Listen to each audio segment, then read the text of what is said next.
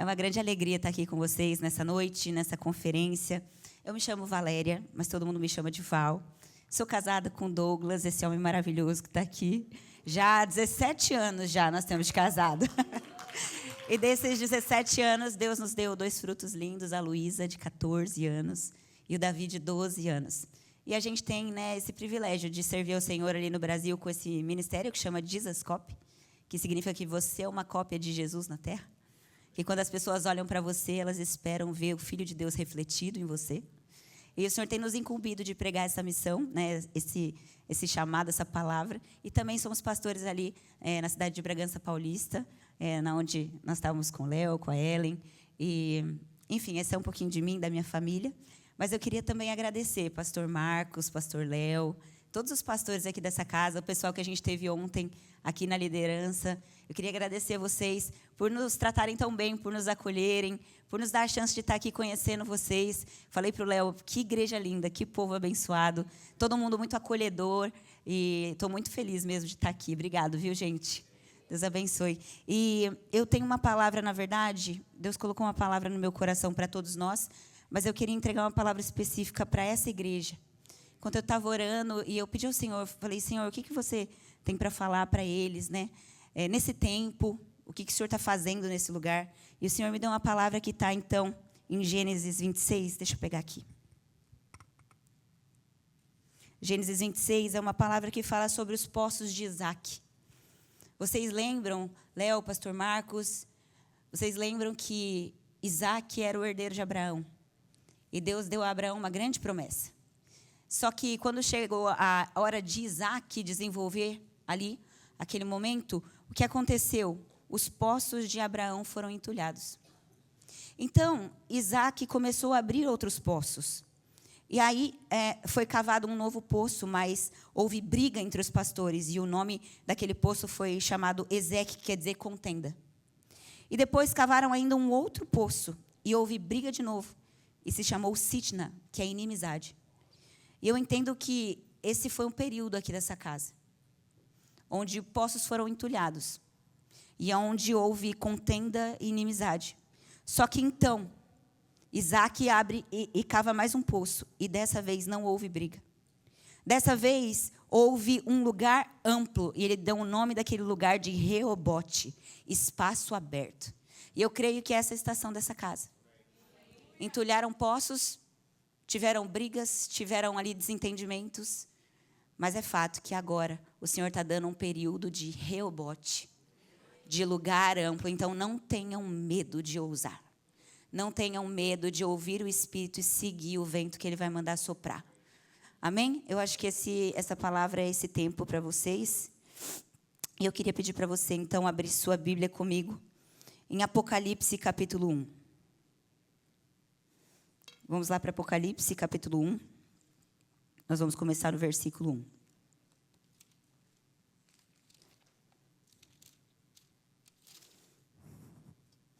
Apocalipse 1:1. Apocalipse é o último livro da Bíblia.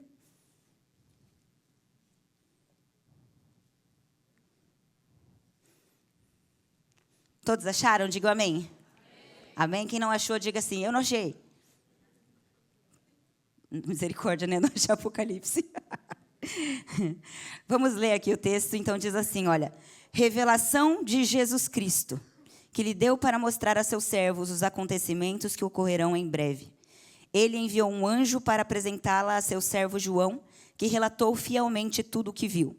Este é seu relato da palavra de Deus e do testemunho de Jesus Cristo. Feliz é aquele que lê as palavras dessa profecia.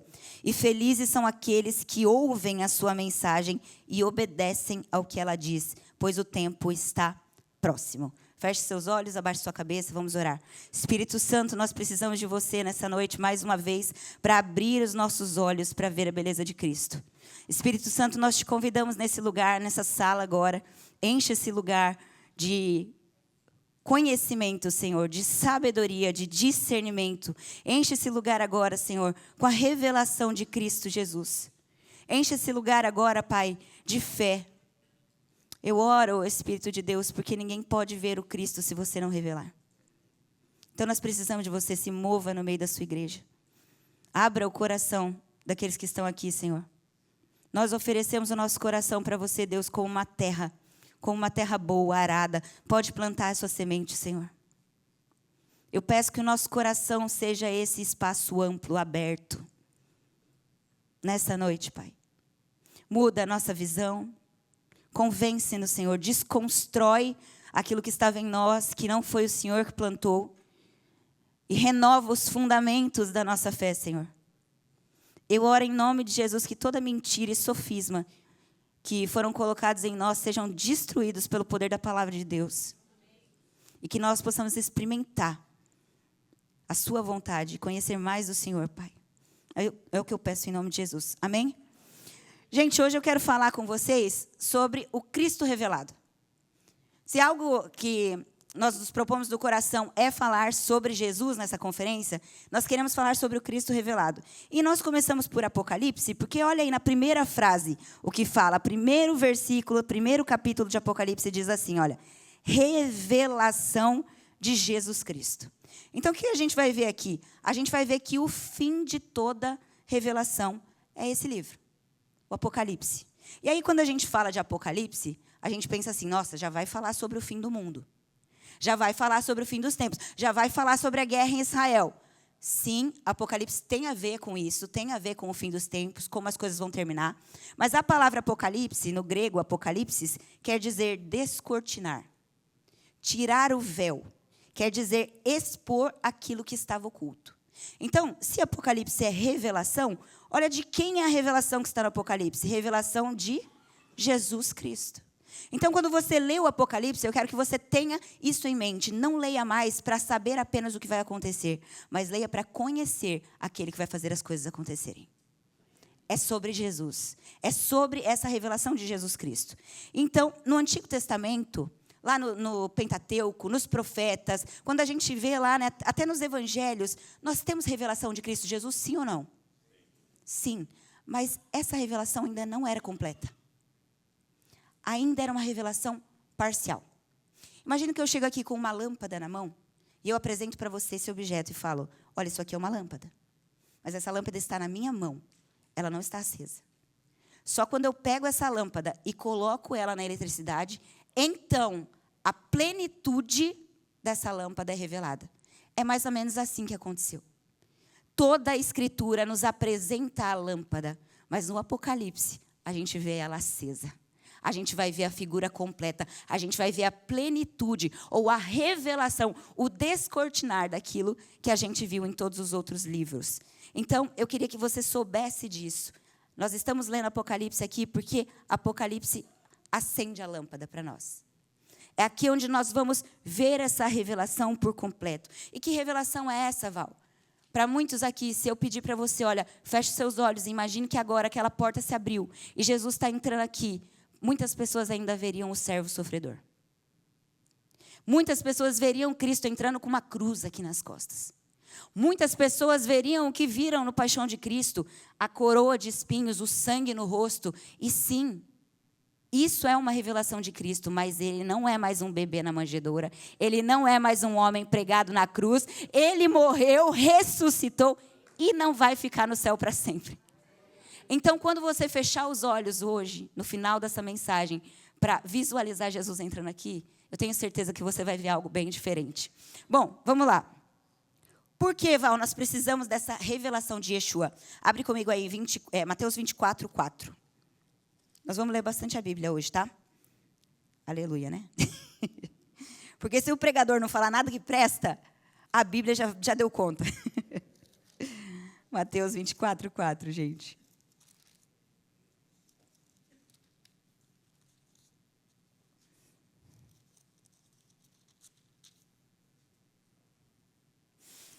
Diz assim, ó, tenham cuidado para que ninguém os engane, pois muitos virão em meu nome dizendo, eu sou o Cristo, e enganarão a muitos.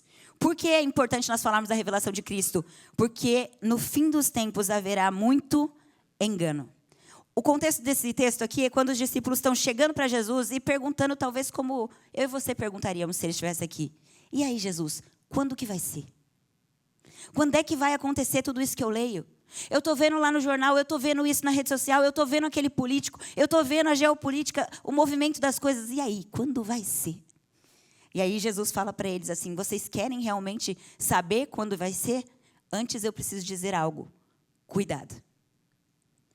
Haverão muitos falsos cristos, muitos falsos ensinos. E se você não tiver a revelação verdadeira, quando tudo acontecer, você será enganado. Gente, engano fala de confusão. Engano fala de mentira. E sim, eu não sei como é que é aqui nos Estados Unidos, mas, às vezes em quando, lá no Brasil, eu tenho um carro alugado, né? E aí, às vezes, eu não consigo parear direito o meu celular lá com o carro e eu acabo deixando na rádio para ouvir alguma coisa e boto em rádio evangélica. E quantas vezes eu ouvi e eu disse assim, cara, esse evangelho não é o mesmo evangelho que eu escuto na igreja. Existem muitos falsos evangelhos sendo pregados. Hoje, a gente vê isso nas redes sociais, em cortes pequenininhos, e muita gente falando, nossa, que bênção, aleluia, é isso. E está lá sendo pregado. E muitos estão sendo enganados. E aí você pensa, não, Val, mas eu não escuto esses irmãos, né? Eu realmente não ouço esse tipo de coisa. Mas a minha pergunta é, será que você mesmo não está se enganando? Porque assim como ouvir de um Cristo que não é legítimo fora, mas também há como inventar um Cristo ilegítimo dentro. Tem como você vir aqui domingo após domingo, ou ir no YouTube, pregação após pregação, e ir montando na sua mente um Frankenstein, que você chama de Jesus, mas que não tem nada a ver com o Jesus da Bíblia. Você vai recortando pedaços daquilo que você acha que Jesus deve ser, ou que ele deveria ser. E aí, ao invés de adorar a Deus, você acaba adorando um ídolo. E como dizia o Tozer, né? Um ídolo na mente, para Deus, é tão ofensivo quanto um ídolo na mão. Então, muitos serão enganados, sim, por falsos cristos, falsos ensinos. Mas muitos também serão enganados pelo seu próprio coração. Montando em si uma imagem de um Deus que não é a revelação da Escritura. E aí, o que vai acontecer? Quando esse Cristo revelado aparecer no fim dos tempos, ele não vai vir mais como cordeiro, como ele veio na primeira vez. Ele já veio. Ele já pagou um preço. Ele já deu o seu corpo moído por nós. Quando ele vier, ele vai vir como leão. Ele vai vir como juiz de toda a terra. Ele vai julgar os povos e ele vai esmagar os seus inimigos. Ele vai pisar as nações e vai governar tudo com cetro de ferro. E muita gente vai olhar para isso e falar assim, não é o Jesus que eu conheço. Porque criaram o seu Jesus. Porque ouviram um falso Jesus. Então, cuidado. Essa é a palavra de Jesus para nós aqui. Cuidado, para que ninguém te engane, mas para que você não se engane também. Pois virão muitos falando, olha Cristo ali, olha Cristo aqui. Mas isso não tem nada a ver com Ele. Irmão, você vai reconhecer quando Ele vier. Esse é um chamado para nós olharmos para dentro e entendermos, será que eu realmente estou buscando revelação no lugar certo? Da forma certa? Será que quando Ele começar o seu plano de juízo sobre toda a terra, você não vai se ofender com Ele? Porque você pensa que é um Jesus hippie, um Jesus que tudo é amor, que aceita qualquer tipo de coisa. Esse não é o Jesus que nós conhecemos na Escritura. Bom, quando as pessoas trabalham lá no Banco Central, eu não sei como é que é o esquema aqui nos Estados Unidos, mas quando eles trabalham em bancos assim, e eles lidam com notas falsas, falsificadas, com engano a respeito de coisas valiosas, você sabia que eles não estudam as notas falsas? E sabe por quê? Porque tem nota falsa todo dia. Todo dia surge algum tipo de trapaça e eles modificam a nota. Então, para eles não serem enganados, sabe o que eles fazem? Eles conhecem muito bem a verdadeira. E tudo que eu estou trazendo aqui para vocês hoje, não é para que vocês se tornem caçadores de heresias e fiquem aí ouvindo os irmãos, falando, olha, teologia coaching, teologia da prosperidade. Não, não adianta isso. Não é sobre conhecer cada faceta das falsificações, é sobre conhecer a verdade. Quando você conhece a verdade, você ouve e você fala, isso não é a palavra de Deus. Então, esse é o chamado de Deus para nós aqui. E eu oro para que nesse lugar, através do que Deus está fazendo, possam haver pessoas maduras. pessoas que conhecem o Senhor, que não só não serão enganadas, como tirarão muitos do engano, como ajudarão muitos a conhecer a revelação de Cristo. Por que mais nós precisamos dessa revelação? Para sermos transformados. Abre aí, 2 Coríntios 3:18. 2 Coríntios 3:18. Diz assim, olha, e todos nós, com a face descoberta, contemplamos a glória do Senhor, segundo a sua imagem, e estamos sendo transformados de glória cada vez maior, a qual vem do Senhor, que é o Espírito. Vira para a pessoa que está do seu lado e fala assim, ó, querido, sem revelação, não tem transformação. Sem revelação, não tem transformação. Por quê? Porque a gente se torna semelhante àquilo que a gente contempla. Você se torna igual àquilo que você vê. Então, se você não ver o Cristo revelado, como você vai ser transformado, como nós dizemos, né, numa cópia de Jesus? Sem revelação, sem transformação. Mas aí você pode perguntar, Val, o que é esse contemplar? Eu vejo e ouço tantas pessoas falando, você precisa contemplar Jesus, e isso fica muito subjetivo, eu não consigo compreender na prática. O que é isso? O que é essa contemplação? Eu quero trazer para você aqui rapidamente algumas ideias do que é contemplação no hebraico. No hebraico tem a palavra ra'á, que quer dizer, contemplar é ver com o coração. Ribit, quer dizer olhar fixamente. Navat, quer dizer olhar com intenção. E também significa sha'á, que é apreciar. Então, olha que lindo isso.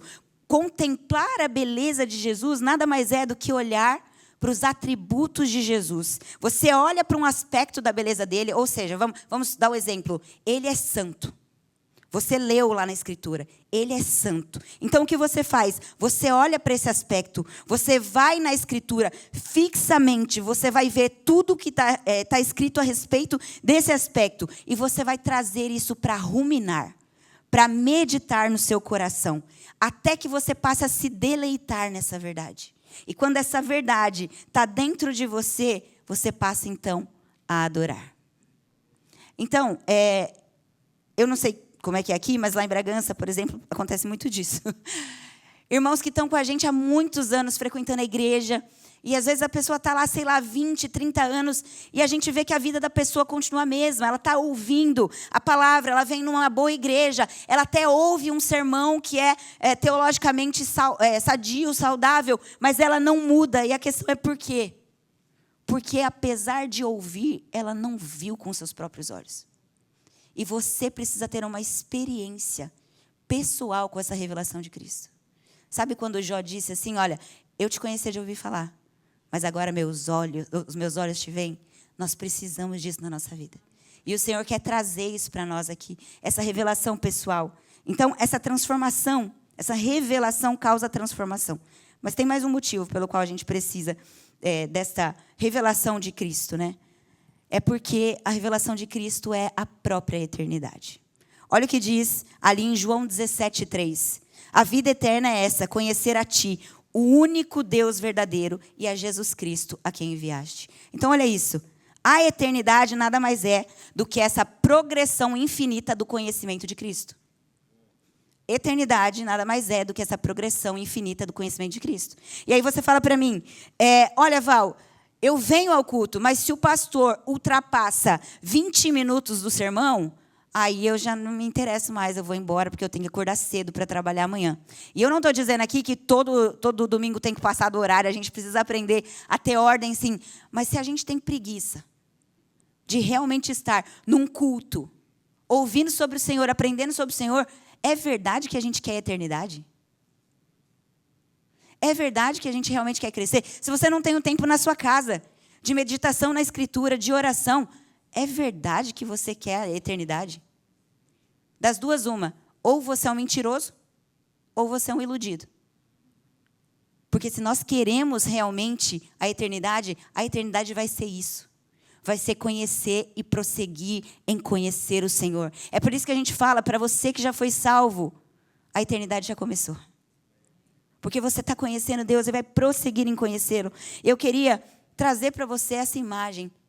Pensa comigo.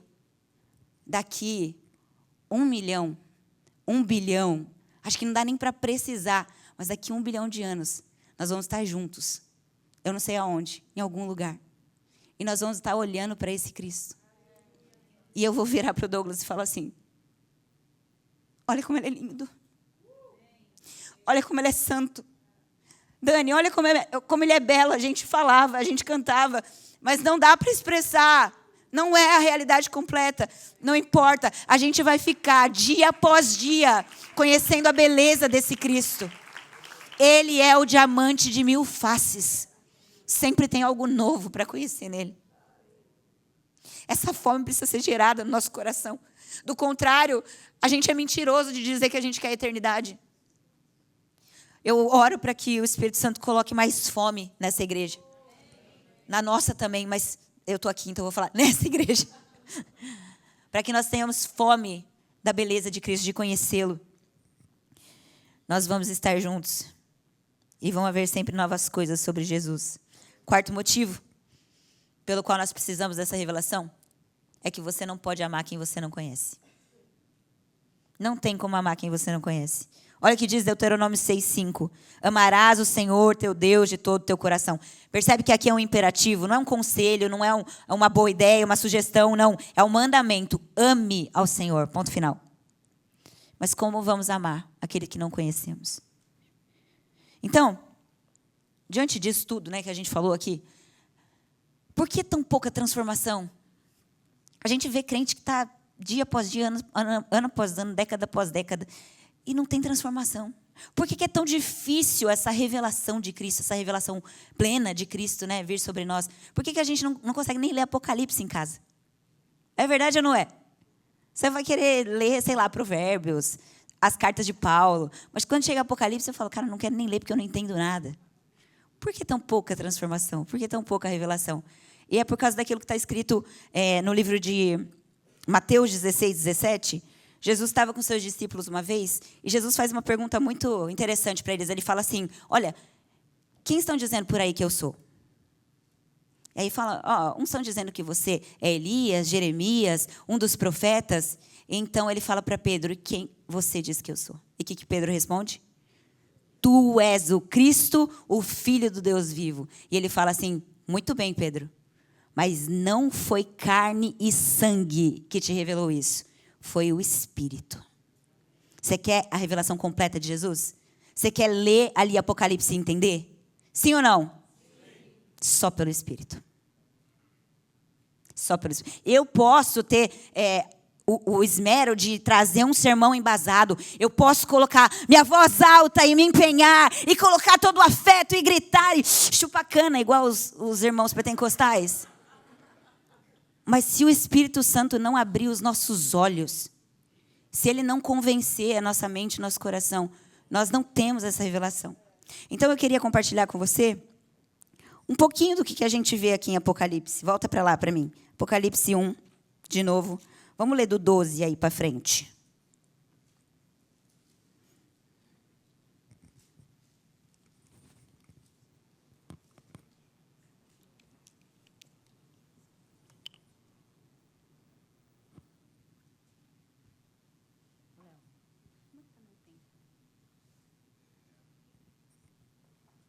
Não tem ali, né? Vamos ler. Diz assim, Voltei-me para ver quem falava comigo, e voltando-me vi 7 candelabros de ouro. E entre os 7 candelabros alguém semelhante ao filho de homem, com uma veste que chegava aos seus pés, e um cinturão de ouro ao redor do peito. Sua cabeça e seus cabelos eram brancos como a lã, tão brancos quanto a neve. E os seus olhos eram como chamas de fogo. Seus pés eram como bronze numa fornalha ardente, e a sua voz como o som de muitas águas. Tinha na sua mão direita 7 estrelas, e da sua boca saiu uma espada afiada de 2 gumes. Sua face era como o sol quando brilha em todo o seu fulgor. E quando o vi, caí aos seus pés como morto. Então ele colocou sua mão direita sobre mim e me disse, não tenha medo. Eu sou o primeiro e o último. Eu sou aquele que vive. Estive morto, mas agora estou vivo para todo sempre. E tenho a chave da morte e do Hades. Aqui o que a gente vai ver é João na ilha de Patmos. Ele estava exilado lá, você sabe, por pregar a palavra de Deus. Ele não morria. Não sei o que acontecia com João. Todos os outros foram martirizados. Dizem até, a tradição diz que ele foi até colocado num caldeirão quente e não morreu. Então ele está exilado aqui nesse lugar, nessa ilha. E ali ele vê, então, esse Cristo revelado. Esse Cristo glorificado. Esse Cristo do qual eu quero falar hoje. E ele vê esse cara que a gente viu aí, vestes talares, cinto de ouro, cabelo branco, olhos como chamas de fogo, pés como de bronze, voz de muitas águas, estrelas na mão, espada de 2 gumes na boca e a face que brilha como o sol. Aqui tem uma chave para a gente ver melhor Jesus. Então, a primeira coisa que ele mostra aí, no versículo 12 e 13, vi 7 candelabros de ouro e no meio deles um semelhante ao Filho do Homem. Você quer crescer na revelação de Cristo? Você quer ser pleno na revelação de Cristo? A primeira coisa que ele está mostrando aqui para a gente é que esse Filho do Homem se move no meio dos 7 candelabros. O que são 7 candelabros? As 7 igrejas da Ásia. Você quer conhecer Cristo? Tem que estar no meio da igreja.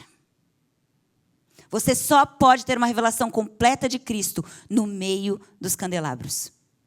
Olha para a pessoa que está do seu lado. Fala para ela assim: eu preciso de você para ter mais revelação de Cristo. Meu irmão, se você não estiver disposto a se submeter, a ter comunhão, a abrir sua casa, e não só sua casa, mas seu coração, a sua vida, as suas coisas, a sua história, se você não estiver disposto a fazer isso, talvez você perca parte dessa revelação.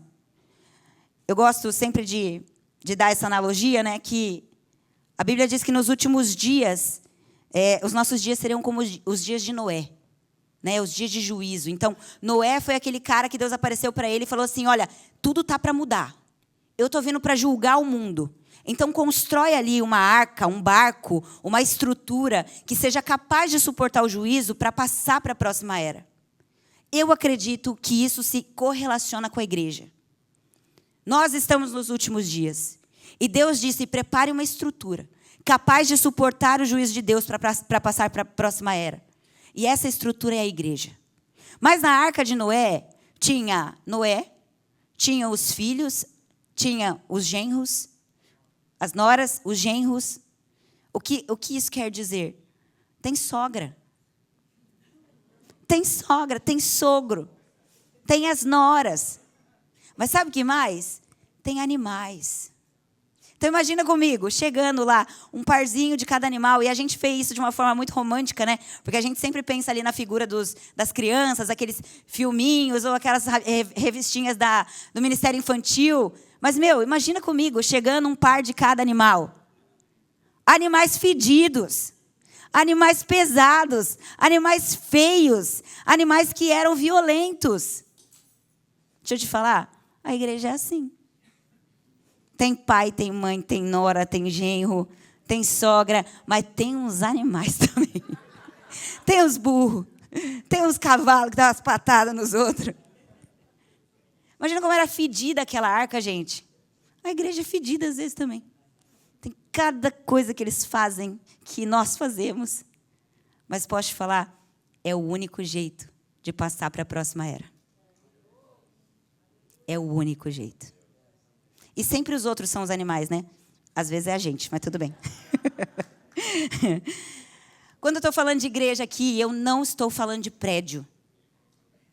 Quando eu falo de igreja aqui, eu não estou falando dessa estrutura que nós temos aqui, que a gente se reúne aqui. Eu estou falando das pedras vivas. Estou falando de cada um de nós, que juntos formamos a habitação de Deus no Espírito. Então, só dá para conhecer Jesus de verdade a partir dos 7 candelabros, porque Ele anda no meio da sua igreja. Isso significa que Ele está andando no nosso meio hoje. Ele não está andando do meu ladinho, do seu ladinho apenas. Ele está caminhando no meio da igreja. Você percebeu que sublime que foi esse último momento de adoração aqui, onde a Dani e o Fábio nos conduziram, apenas exaltando o nome de Jesus. E todos nós, como um só homem, no mesmo Espírito, olhando para o mesmo Cristo, nesse lugar a gente é transformado. Amém? Então, Ele está andando no nosso meio hoje. Jesus e a igreja são um. Jesus é o cabeça, a igreja é o corpo. Você não quer encontrar um corpo sem cabeça, porque é um monstro. E você não quer encontrar uma cabeça flutuante, porque é um fantasma. Então, o corpo é a igreja e o cabeça é Cristo. Eles são um só, não se separam. Mas aí, fala assim também no 13. Vai comigo aí, 1:13.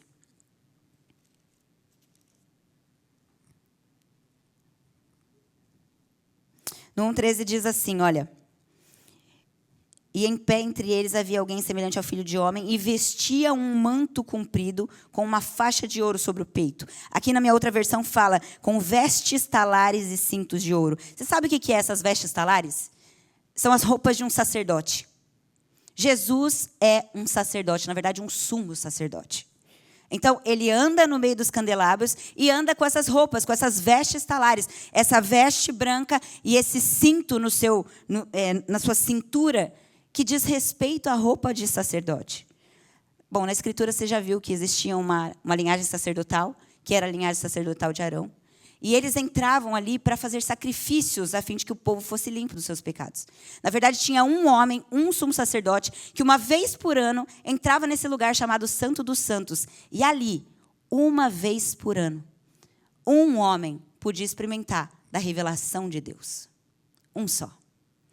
Aí, a Bíblia diz para a gente que Jesus, então, não é como esse sacerdote que ano após ano oferece animais, enfim, traz esses sacrifícios, porque esses sacrifícios não eram capazes de redimir um pecador. Mas Jesus, como esse sumo sacerdote perfeito, de uma vez por todas, ele entra nesse Santo dos Santos, não nesse tabernáculo terreno, não nesse tabernáculo de Moisés, não no templo de Salomão, mas no tabernáculo que não foi construído por mãos humanas, que foi construído por Deus. E ele entra. Já não há mais véu, porque ele já rasgou o véu. E quando ele entra, ele se assenta, dando a nós o direito de não mais um homem uma vez por ano, mas o direito de todos nós acessarmos esse lugar da sala do trono.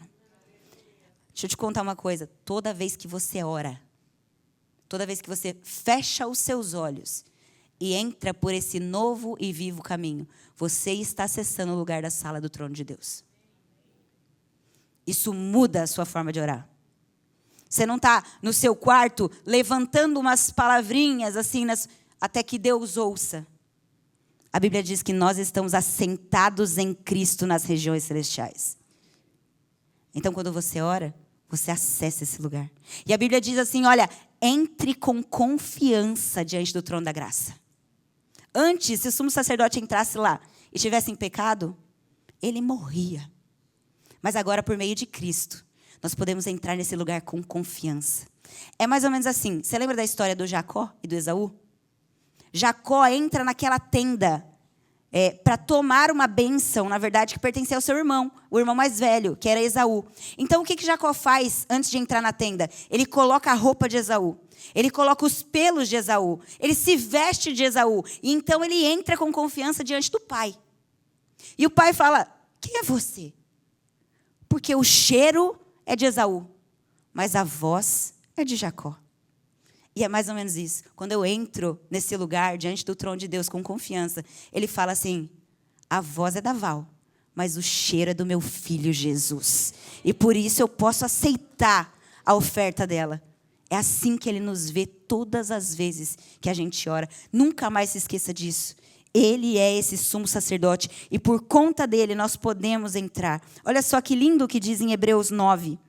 Diz assim, olha, porque Cristo não entrou num santuário feito por mãos humanas, figura do verdadeiro santuário, mas ele entrou no próprio céu para comparecer agora por nós diante de Deus. Ele não entrou para oferecer a si mesmo muitas vezes, como o sumo sacerdote entra todos os anos no Santo dos Santos com sangue alheio. Se fosse assim, ele precisaria ter sofrido muitas vezes desde a fundação do mundo. Agora, porém, ao chegar o fim dos tempos, ele se manifestou uma vez por todas para aniquilar o pecado por meio do sacrifício de si mesmo. E assim como aos homens está ordenado morrer uma só vez, vindo depois disso o juízo, assim também Cristo, tendo se oferecido uma vez por todas para tirar os pecados de muitos, aparecerá segunda vez, não para tirar pecados, mas para salvar aqueles que esperam por ele.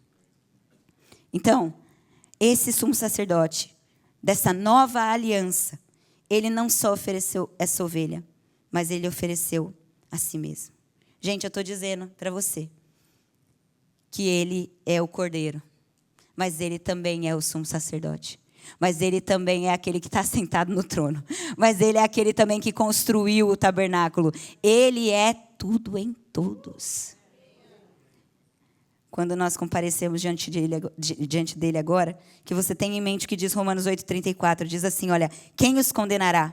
Jesus é quem morreu, ou antes, quem ressuscitou dentre os mortos, e é aquele que está à direita de Deus e intercede por vocês. João diz, filhinhos, não pequem, mas se pecares, tem advogado, Jesus Cristo o justo, que intercede por vocês. Meus irmãos, Jesus é suficiente, o sangue de Cristo é suficiente, e não importa o que você fez, não importa quão longe você foi, eu quero dizer para você, lembre-se que Jesus te alcança onde você está, porque Ele é um Deus maravilhoso, Ele é um Deus perdoador, Ele é um Deus que abre caminhos onde não há caminhos. Você não precisa de outro mediador, você não precisa de mais rituais, você não precisa de algum amuleto, você tem um advogado diante de Deus.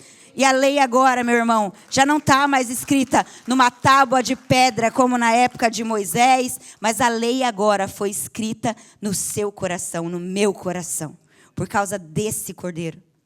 Você sabe que o crente, ele não é que ele para de pecar, mas cada vez ele peca menos. Sabe por quê? Porque essa lei agora dentro do coração dele não pode mais ser removida. Então, o Espírito incomoda ele e vai gerando nele uma santificação. A vida de Deus vai crescendo dentro dele, a ponto dele começar a odiar o que Deus odeia. É isso que acontece quando você passa por esse caminho. Mas você precisa lembrar a sua alma todos os dias disso. A gente esquece disso. Por isso o Evangelho, essa boa notícia que a gente está ouvindo aqui, essa revelação do Cristo completo, não é algo para você ouvir no domingo. É algo para você todos os dias pregar para si mesmo. Eu prego para mim mesmo, todos os dias. Nós precisamos de Jesus e de Jesus pleno dentro de nós. Então, tem mais uma parte aqui. Vamos continuar no versículo. Nós vamos falar agora dos cabelos brancos de Jesus. Cabelos brancos como a lã. A cabeça e os cabelos, versículo 14. A cabeça e os cabelos eram brancos como a lã e a neve, e os olhos como chamas de fogo. Vamos primeiro falar dos cabelos brancos, né? Eu quero então que você, se você precisar, você pode fechar os olhos agora. Feche os olhos para você montar a imagem na sua mente. Você está vendo este homem andando entre os candelabros, e você viu que ele tem vestes sacerdotais. Você viu que ele é um sumo sacerdote perfeito. E você viu, então, que ele é esse cordeiro, né, que também foi dado por nós. E agora você está vendo ele com cabelos brancos como a lã. E quando a Bíblia fala desses cabelos brancos, nós estamos falando a respeito da eternidade. Cristo é descrito aqui no Apocalipse como o primeiro e o último. Ele é o alfa e o ômega. É aquele que era, que é e que há de vir. Quando você fala de cabelo branco, pensa em um vozinho, numa vozinha. Você pensa em sabedoria, sim ou não? Você pensa em alguém que tem habilidade para governar. Por exemplo, no Brasil, existe uma idade mínima para ser presidente, aqui também. Então, cabelo branco fala disso, de sabedoria e de governo. E em Daniel 7:22 vai dizer isso, vai aumentar, vai expandir essa revelação de Jesus. Em Daniel 7:22 diz assim, olha, até que veio o ancião de dias e fez justiça aos santos do Altíssimo, e chegou o tempo em que os santos possuíram o seu reino. Meus irmãos, Jesus também é esse que tem toda a sabedoria. E todo o governo está nas suas mãos. Eu não sei como é que você está na sua vida, como é que você chegou aqui. Mas talvez você precise hoje de um direcionamento de Deus. Talvez você falou, eu vou nessa conferência porque eu preciso de direcionamento de Deus. Eu quero dizer para você que esse Cristo revelado tem cabeça branca. Ele sabe olhar para essa situação e te dar a resposta que você precisa. E não só ele tem a cabeça branca para você pedir conselho, porque a Escritura diz, tem falta de sabedoria, peça, porque ele dá. Mas ele também tem o cetro, o governo da sua vida. Se tem uma coisa que você precisa aprender e aprender a descansar, é essa verdade. Deus é soberano e Ele governa a minha vida. Quando eu ganhei alguma coisa, quando eu alcancei algo, quando eu tive acesso a alguma coisa, Ele me trouxe até lá. Quando eu perdi, Ele me trouxe até lá. Governo e sabedoria. Eu quero que você vá completando essa figura. Alguém com quem você pode contar. Ele é essa fonte que nos dá esse lugar. Eu olho, às vezes em quando, para jornais, para notícias, esses dias mesmo. Lá no Brasil tem uns negócios acontecendo, né? Eu estava até comentando com o Léo e com a Ellen. Lançaram um seriado lá agora, Tremembé. Alguém viu? Já ouviram falar? É um seriado, na verdade, que eles fizeram de um presídio, que é um dos presídios mais famosos do Brasil. E estava nesse presídio os crimes mais bárbaros e que ficaram mais conhecidos na mídia nas últimas décadas. Então, tá lá, por exemplo, no Tremembé, tá a Suzane von Richthofen, tá a Elise Matsunaga, tá esses crimes dos Nardoni, enfim. E, cara, é muito louco, porque o Brasil começou a assistir a série e meio que esses personagens agora se tornaram celebridades. É sério, é porque as pessoas saem desse lugar. Eu acho que o seriado faz isso. Você desconecta da realidade, parece que aquilo é uma fantasia. Só que aí as pessoas começam a perder o padrão. Tipo, a Suzane, ela mora na minha cidade, gente. Vocês acreditam? Que medo. Ela abriu a lojinha dela, que ela tem tipo uma loja de sandália, de chinelo. Ela reabriu a loja. Os números dela estão bombando no Instagram. Eu falo, cara, o povo tem um negócio mórbido, assim. E eu olho para isso e eu falo assim, caraca, será que as pessoas não percebem tudo que está errado? Cara, é sério, nosso coração foi tão amortecido, a gente está tão insensível a ponto de achar tais coisas como normal. Aí você olha, por exemplo, para as injustiças de governo, né? Enfim, exploração, quando você sabe de abuso infantil e tal. O coração da gente fica mal, fica pesado. E tem que ficar. Se não fica, você tem que realmente acender o alerta, porque alguma coisa de muito errado aconteceu. E eu fico, Senhor, o que a gente pode fazer? Como igreja, o que a gente pode fazer?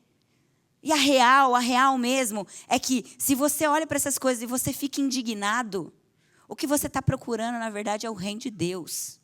O que você está procurando é a realidade do milênio. O que você está procurando é a eternidade. E nós não vamos encontrar descanso, a não ser que esse Cristo revelado desça.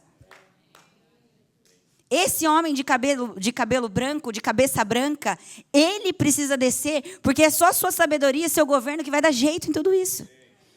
Que vai ou colocar o coração das pessoas no lugar, ou então elas vão, infelizmente, sofrer as consequências. Então, nós temos essa fome pelo reino de Deus. Mas o texto continua. Versículo 16. Você está lendo aí ainda, não? A minha voz vai perdendo a força, gente. Estava falando para a Ellen.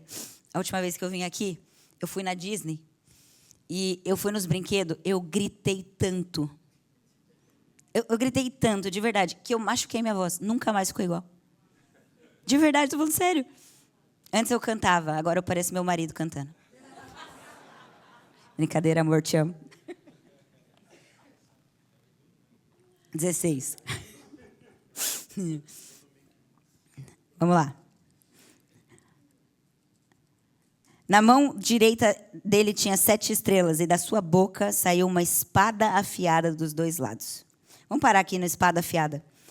Essa espada afiada que sai da boca de Jesus, essa figura estranha que, né, você começa a pensar, tá bom, Val, até agora eu estou vendo um homem, esse homem andando no meio dos candelabros, uma roupa de sacerdote, eu estou vendo ele com cabelo branco, cabeça branca, e agora tem uma espada afiada saindo da boca dele. Que raio é isso?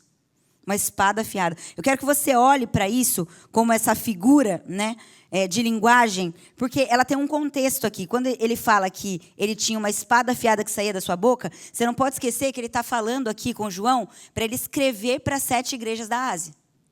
E essa faceta da espada saindo da boca é relacionada à igreja de Pérgamo. E o que rolou, o que estava acontecendo na igreja de Pérgamo para ele escrever isso?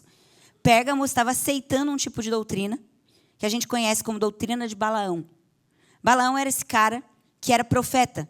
Mas ora ele profetizava pelo Senhor e ora ele profetizava pelos demônios. Então, quando Jesus aparece nessa revelação completa, falando que ele tem uma espada afiada que sai da sua boca, ele está dizendo, eu venho para dividir as coisas. Eu venho para separar o que é de Deus e o que não é. Eu venho para colocar um limite nisso.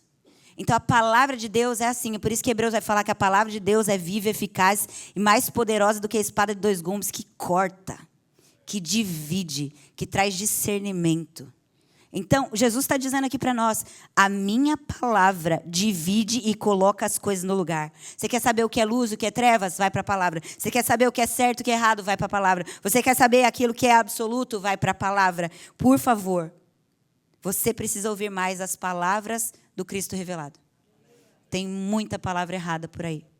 Tem muito conselho errado.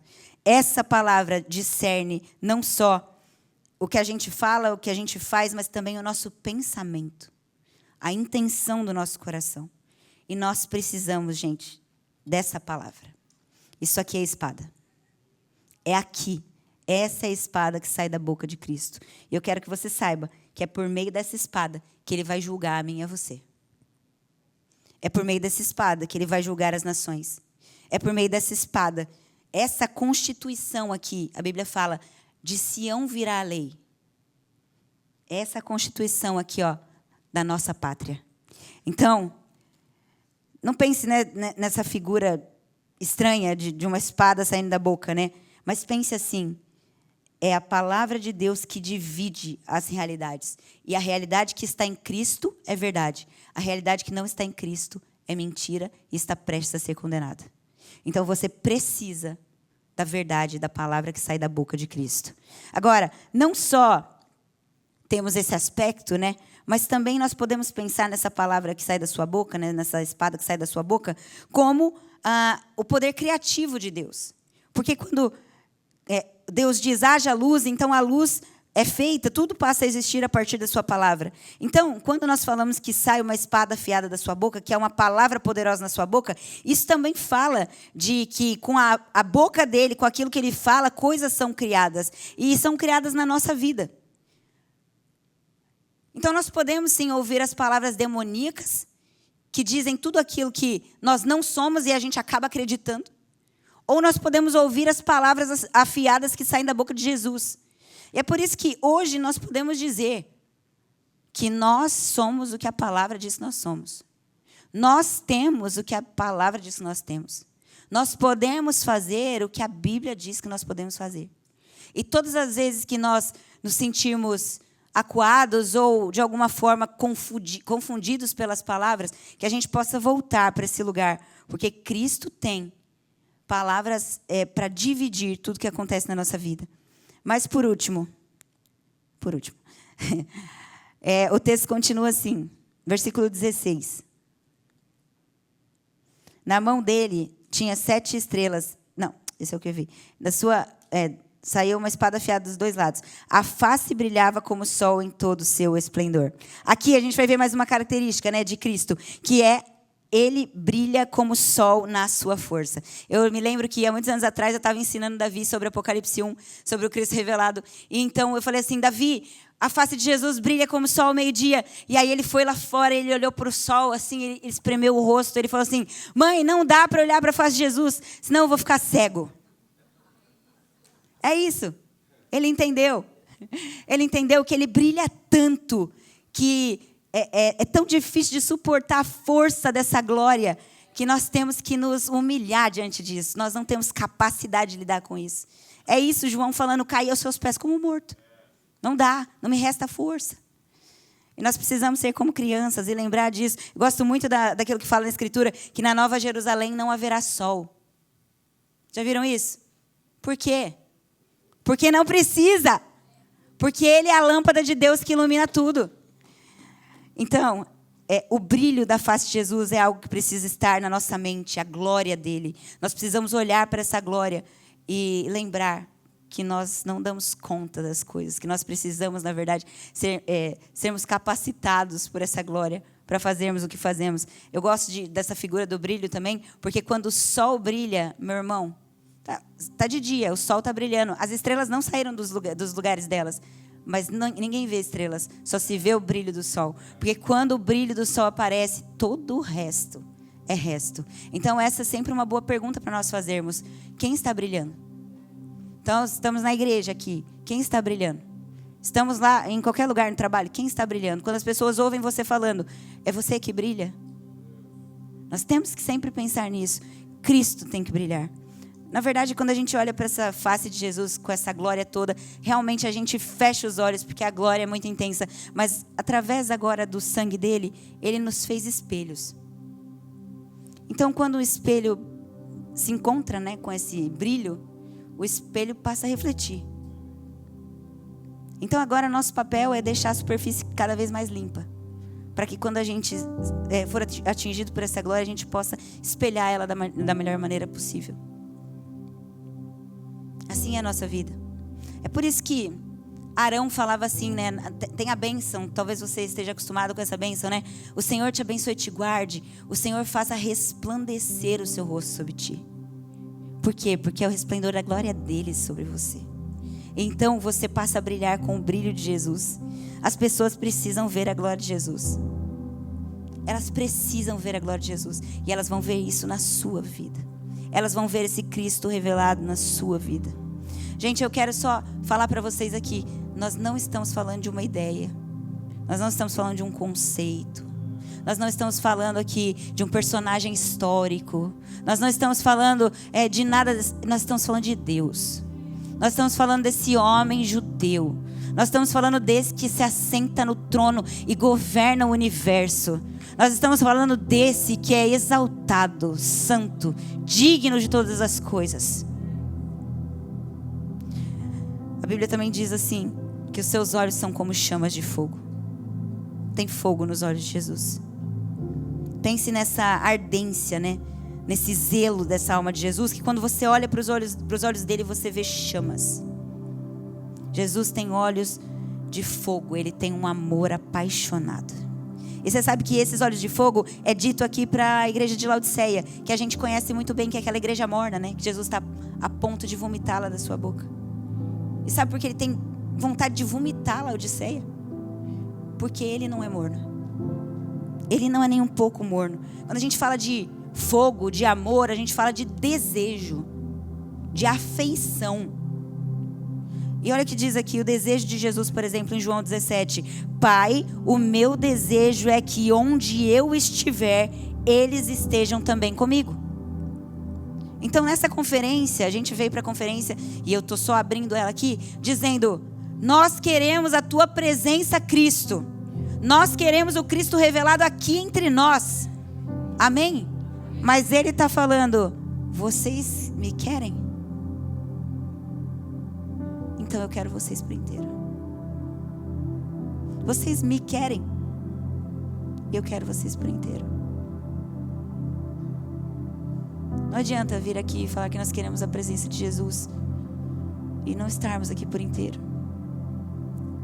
Toda vez que estiver sendo entoado um louvor, uma adoração, você às vezes chega cansado, eu sei, tem muita coisa na nossa vida acontecendo, mas você precisa parar um segundo, olhar para esse Cristo revelado e lembrar, ele é digno.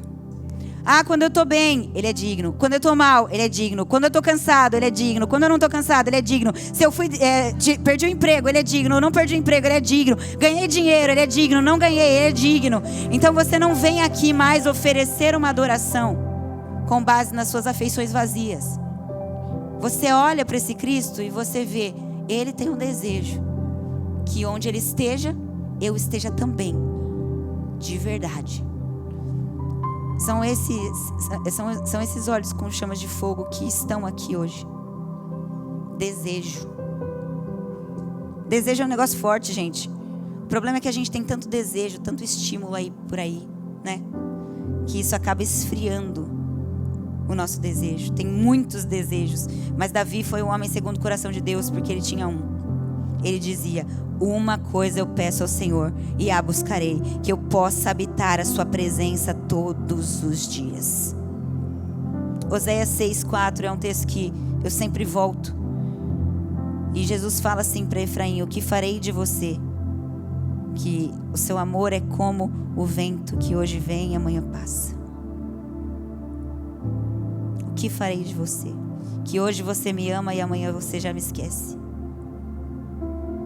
O amor do noivo em Cântico dos Cânticos é assim: põe-me como um selo no seu coração. O amor é como brasas de fogo ardente. E o que acontece com quem vê o Cristo revelado? É como Isaías, é como João. Caem aos seus pés como morto. A verdade é que não tem como a gente ler e ver esse Cristo revelado e continuar inerte ao que vimos. Eu tenho uma outra mensagem que eu prego sobre apatia espiritual. E eu falo, não tem ninguém bocejando diante da sala do trono. Ninguém. Não tem como você estar diante desse Cristo e permanecer inerte. Se você permanece assim, é porque você não viu, ou não viu corretamente. Fique de pé no seu lugar.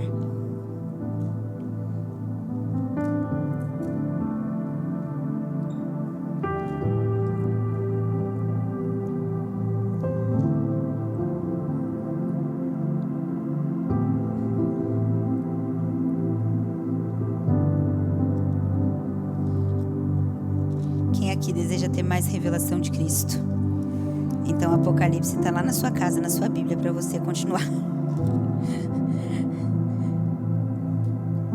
Eu quero só ler mais algumas partes aqui do Apocalipse. Se você quiser pegar a sua Bíblia, a gente já vai adorar o Senhor.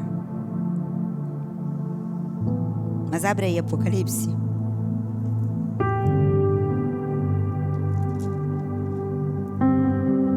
Olha que lindo isso que diz no capítulo 4. João diz assim: eu olhei e vi uma porta aberta nos céus. E a mesma voz que eu tinha ouvido falou comigo como um toque de trombeta.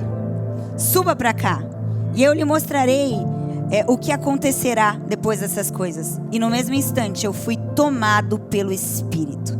E vi um trono no céu e alguém assentado nele.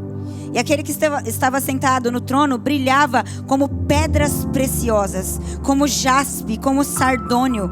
Um arco-íris com brilho semelhante ao da esmeralda circundava o trono. E ao redor do trono haviam 24 tronos, nos quais estavam assentados os 24 anciãos. Estavam todos vestidos de branco, usando coroas de ouro na cabeça. Do trono saíam relâmpagos, estrondos, trovões, e na frente dele havia 7 tochas com chamas ardentes, que são os 7 Espíritos de Deus. Diante do trono tinha algo como um mar de vidro, cintilante como cristal. No centro e ao redor havia 4 seres vivos, cada um coberto de olhos na frente e atrás. O primeiro era semelhante a um leão, o segundo a um boi, o terceiro a um homem e o quarto águia em voo. Cada um desses seres vivos tinha 6 asas, inteiramente cobertas de olhos, por dentro e por fora.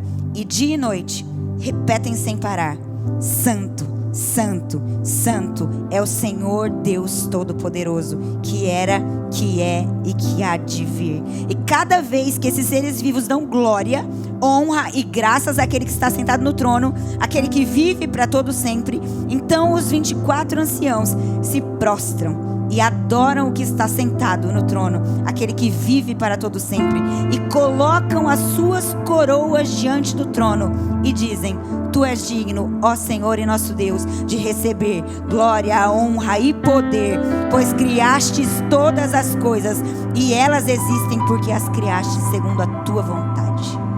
Deixa eu te falar algo. Na sala do trono existem esses seres viventes e eles estão cobertos de olhos por dentro e por fora. Gente, quantos olhos para ver uma pessoa? Esse que é o diamante de muitas faces, ele é tão grande, ele é tão belo, ele é tão lindo, que milhares de olhos não dão conta de olhar para ele. E também temos os anciãos, que cada vez que esses seres glorificam a Deus, eles pegam as suas coroas, que são aquilo que eles fizeram na terra, que são as obras que eles praticaram aqui, que é a glória que eles tinham. Sabe o que eles fazem com isso? Eles jogam nos pés do Senhor, porque não tem nada que você possa ter feito que diante dele vale alguma coisa. Tudo diante dele perde valor. Nós precisamos entrar nessa realidade. Nós precisamos entrar nessa realidade hoje. Então o convite para você é para você pensar comigo: você viu o Cristo revelado? Porque em Gênesis 3,15 ele aparece como a semente da mulher. Abraão viu o dia desse Cristo revelado e a Bíblia diz que ele se regozijou. Moisés falou que viria um profeta semelhante a ele, mas que seria maior que ele. Balaão, que era um falso profeta, tremeu diante dessa estrela que destruiria os filhos do orgulho. Josué viu o comandante dos exércitos do céu. O rei Davi cantou sobre a glória deste Messias, daquele que herdaria o seu trono. Isaías viu aquele que era aclamado entre esses serafins. Miqueias viu a paz de Israel. Jeremias viu o ramo do Senhor. Ezequiel viu a imagem da glória de Deus. Daniel viu o Filho do Homem. Ageu viu o desejado das nações. Zacarias viu o sacerdote. Miqueias viu o sol da justiça. E você, quem você está vendo? E você, quem você vê? Yeshua veio na primeira vez, manso e humilde, num jumentinho. Mas a segunda vez, ele será o rei glorioso no cavalo branco.